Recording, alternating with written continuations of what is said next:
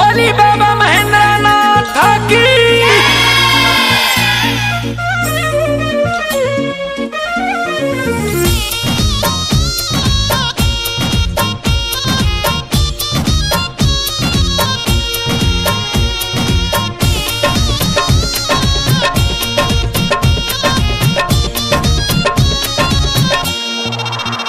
बड़ी श्रद्धा से जल ढारे आईनी, बेल पत्तर गंगा जल ले आईनी। बड़ी श्रद्धा से जल ढारे आईनी, बेल पत्तर गंगा जल ले आईनी। ये बाबा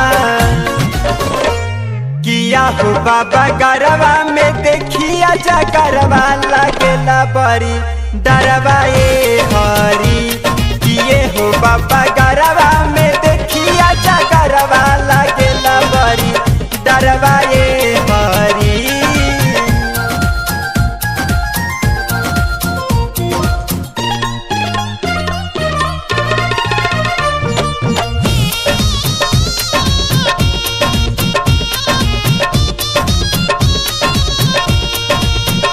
देखी हमरा के छतर उमारे लहो, जिभकारे गजब फुफकारे लहो। सच कहतनी हम डेरा जाइले, देखी सबवा तोहर घाबरा जाइले। कैसे करी रउर सेवकाई, तनी रउवे उपैया बताइए बाबा।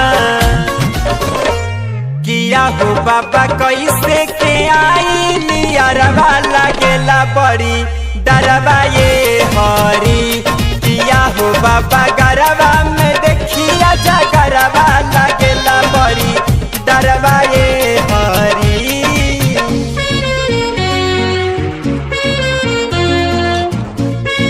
बोलो बोलो ढोलनाथ बाबा की।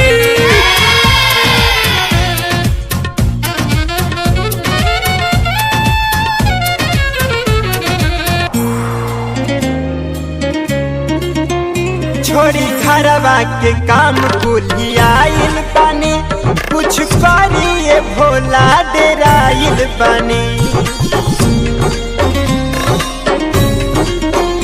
देखे दर्शन जिंदगी आई धन कटी, बोली हमरा से काहे खिसियाइल बानी।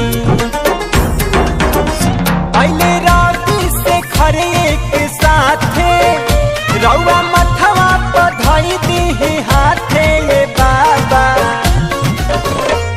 किया हो बाबा हमरो पकड़ी पिछरवा लगेला बड़ी डरवा ये हरी। किया हो बाबा गरबा में देखिया जा गरबा लगेला बड़ी डरवा ये हरी। बड़ी श्रद्धा से जल ढारे आईनी,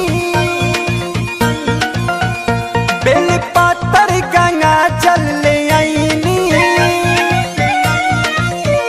बड़ी श्रद्धा से जल ढारे आईनी, बेल पत्तर गंगा जल ले आईनी। ये बाबा किया हो बाबा गरबा में देखिया जा गरबा लगेला बड़ी डरवा ये हरी। किए हो बाबा